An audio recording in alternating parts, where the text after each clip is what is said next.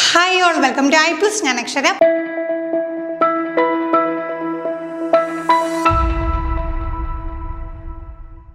Social justice and marginalised എന്നുള്ള ടോപ്പിക്കിൽ എന്താണ് സോഷ്യൽ ജസ്റ്റിസ് എന്ന് നമ്മൾ മനസ്സിലാക്കി, ആരാണ് മാർജിനലൈസ്ഡ് എന്ന് മനസ്സിലാക്കി. ഇനി നമുക്ക് ആ ഒരു ടോപ്പിക്കിൽ കുറച്ച് കാര്യം കൂടാണ്.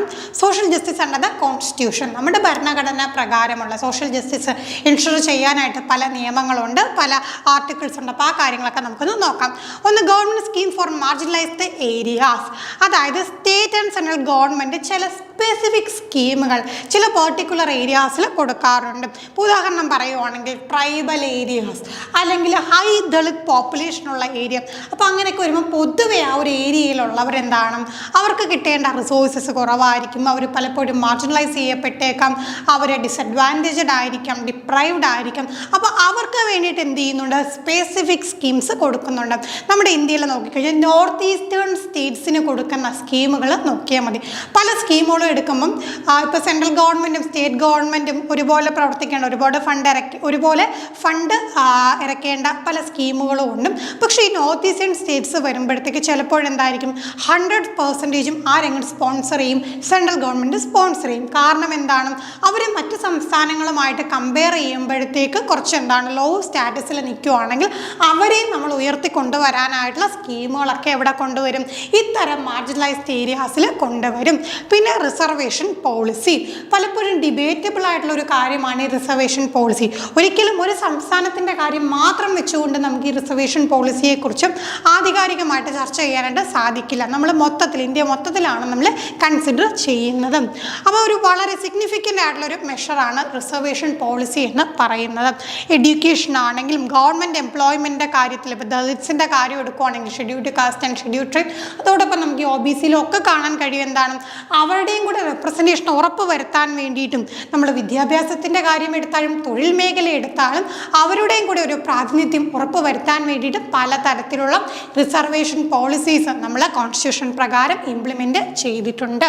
പിന്നെ utilisation of fundamental rights, marginalised ഗ്രൂപ്പിന് എന്താണ് കറക്റ്റായിട്ട് പലപ്പോഴും അവരുടെ മൗലിക അവകാശങ്ങളെക്കുറിച്ചുള്ള ഒരു അവബോധം ഇല്ലാത്ത ഒരു അവസ്ഥയുണ്ട്. അപ്പോൾ എന്താ ചെയ്യുന്നത്, അപ്പോൾ ഇത്തരത്തിൽ ഇൻജസ്റ്റിസ് ഒക്കെ അവർക്കെതിരായിട്ട് വന്നിട്ടുണ്ടെങ്കിൽ എന്ത് ചെയ്യാം, നിയമങ്ങൾ കൊണ്ടുവന്നുകൊണ്ട് അവരുടെ അവകാശങ്ങളെ പ്രൊട്ടക്റ്റ് ചെയ്യാനായിട്ട് നമ്മുടെ കോൺസ്റ്റിറ്റ്യൂഷൻ ആ ഒരു കാര്യം കൂടെ ഉറപ്പ് വരുത്തുന്നുണ്ട്. അപ്പോൾ അങ്ങനെ വരുമ്പോഴത്തേക്ക് എന്താണ്, പുതിയ ലോസ് ചില സമയത്ത് എന്താണ് പുതിയ നിയമങ്ങൾ അതിന് വേണ്ടിയിട്ട് നിർമ്മിക്കാനായിട്ടും ഗവൺമെൻറ് തയ്യാറാകുന്നുണ്ട്. പിന്നെ നമ്മൾ ഒരിക്കലും മറന്നു പോകാൻ പാടില്ലാത്ത, പരീക്ഷയ്ക്ക് സ്ഥിരമായിട്ട് ചോദിക്കുന്ന ഒരു ആർട്ടിക്കിളുണ്ട്, article 17, abolition of untouchability. Mahatma Gandhi കി ജയ് എന്നുള്ള മുദ്രാവാക്യത്തോടു കൂടി പാസ്സാക്കപ്പെട്ട ഒരു ആർട്ടിക്കിളാണ്. അപ്പോൾ സംഗതി എന്താണ്, മഹാത്മാഗാന്ധി അന്ന് മുതലേ പറയുന്ന ഒരു കാര്യമാണ്, നമ്മുടെ നാട്ടിൽ എന്താണ് ഈ പറഞ്ഞ അൺടച്ചബിലിറ്റി, തൊട്ടുകൂടായ്മ എന്ന് പറഞ്ഞ ഒരു സംഗതി അത് അബോളിഷ് ചെയ്യണമെന്ന് പറഞ്ഞിട്ടുണ്ട്. അപ്പം നോക്കിക്കുക, ആർട്ടിക്കിൾ 17 അൺടച്ചബിലിറ്റി എന്ത് ചെയ്യുന്നത്, അബോളിഷ് ചെയ്യുന്നത്.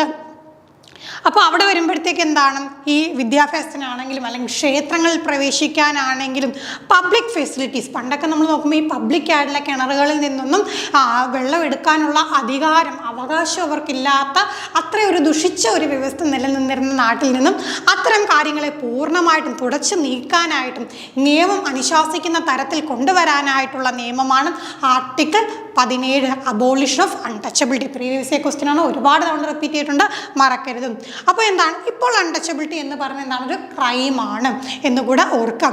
അപ്പം ഇത് ഓർത്ത് വെച്ചോണം കേട്ടോ, ആർട്ടിക്കിൾ 17 എന്താണെന്നും അല്ലെങ്കിൽ അൺടച്ചബിലിറ്റി പറയുന്ന ആർട്ടിക്കിൾ ഏതാണെന്നും മാറിയും തിരിഞ്ഞും പരീക്ഷയ്ക്ക് ചോദിച്ചിട്ടുണ്ട്, ഓർത്ത് വെക്കും. ഇനി ആർട്ടിക്കിൾ 15 തീർച്ചയായിട്ടും നിങ്ങൾ ഓർക്കേണ്ടതാണ്. ആർട്ടിക്കിൾ 15 എന്താണ്, ഡിസ്ക്രിമിനേഷൻ പാടില്ല. ഒരു വ്യക്തിയുടെ religion, race, caste, sex or place of birth, ആ ഒരു വ്യക്തിയുടെ മതം, വംശം, ജാതി, പിന്നെ സ്ത്രീയാണോ പുരുഷനാണോ അല്ലെങ്കിൽ ജന്മസ്ഥലം, ഇതിനെയൊക്കെ അനുസരിച്ച് കൊണ്ട് ഒരു വ്യക്തി വിവേചനം നേരിടുന്നു എങ്കിൽ അതിനെ എതിർക്കാനായിട്ടുള്ള ആ ഒരു ആക്റ്റാണ്, ആ ഒരു ആർട്ടിക്കിളാണ് ആർട്ടിക്കിൾ 15, ഡിസ്ക്രിമിനേഷൻ പാടില്ല. അപ്പോൾ ഇവിടെ ദളിറ്റ്സിൻ്റെ കാര്യം വരുമ്പോൾ അവിടെയെല്ലാം എന്താണ്, ഇവർക്ക് ഈ ഒരു ഇക്വാളിറ്റി ലഭിക്കണം, അവർക്ക് ഇത്രയും നാൾ ഡിനൈ ചെയ്ത ഒരു കാര്യം അവിടെ ലഭിക്കണം എന്നുള്ള കാര്യമാണ് പറയുന്നത്. പിന്നെ കൾച്ചർ ആൻഡ് എഡ്യൂക്കേഷൻ റൈറ്റ്സിൻ്റെ കാര്യം നമ്മളൊന്ന് ഓർക്കണം. അതായത് ന്യൂനപക്ഷങ്ങളുടെ കാര്യം എടുത്തു കഴിഞ്ഞാലും അവിടെ എന്ത് വരുന്നുണ്ട്, അവർക്കും പലതരത്തിലുള്ള മാർജിനലൈസേഷൻ അവർ ഫേസ് ചെയ്യുന്നുണ്ട്. കോൺസ്റ്റിറ്റ്യൂഷൻ ഉറപ്പുവരുത്തുന്ന കാര്യം കാര്യമാണ്. Cultural and education rights minority ഗ്രൂപ്പിന്, ന്യൂനപക്ഷങ്ങൾക്ക് സാംസ്കാരികപരമായിട്ടും വിദ്യാഭ്യാസപരമായിട്ടുമുള്ള അവകാശങ്ങൾ അത് ഇൻഷുർ ചെയ്യുന്നതാണ്. അപ്പോൾ അവിടെ വരുമ്പോഴത്തേക്ക് എന്താണ്, അവരുടെ കൾച്ചർ പ്രൊട്ടക്റ്റ് ചെയ്യാനായിട്ട് എണ്ണത്തിൽ കുറവാണെങ്കിൽ പലപ്പോഴും അവർക്ക് അവരുടെ കൾച്ചർ പ്രൊട്ടക്റ്റ് ചെയ്യാൻ പറ്റാതെ വരും. അപ്പം അങ്ങനെ വരുന്ന ഒരവസ്ഥ അത് വരാതെ ഇരിക്കാൻ വേണ്ടിയിട്ടാണ് എന്ത് ചെയ്യുന്നത്, cultural and education rights constitution grand ചെയ്തിട്ടുള്ളത്. കൾച്ചറൽ ജസ്റ്റിസും സേഫ് ഗാർഡ് ചെയ്യാൻ വേണ്ടിയിട്ട്, മൈനോറിറ്റി കമ്മ്യൂണിറ്റിയുടെ ഇൻട്രസ്റ്റ് സേഫ് ഗാർഡ് ചെയ്യാൻ വേണ്ടിയിട്ട്. അപ്പോൾ ഈ മൈനോറിറ്റി കമ്മ്യൂണിറ്റീസ് അവർ സ്കൂളുകളൊക്കെ സ്റ്റാർട്ട് ചെയ്യുന്നില്ലേ, സ്കൂളുകളും കോളേജുകളും ഒക്കെ സ്റ്റാർട്ട് ചെയ്യുന്ന ഈ ഒരു നിയമപ്രകാരമാണ്. അപ്പോൾ അത്രയും കാര്യങ്ങളാണ് നമുക്ക് പഠിക്കാനായിട്ടുള്ളത്.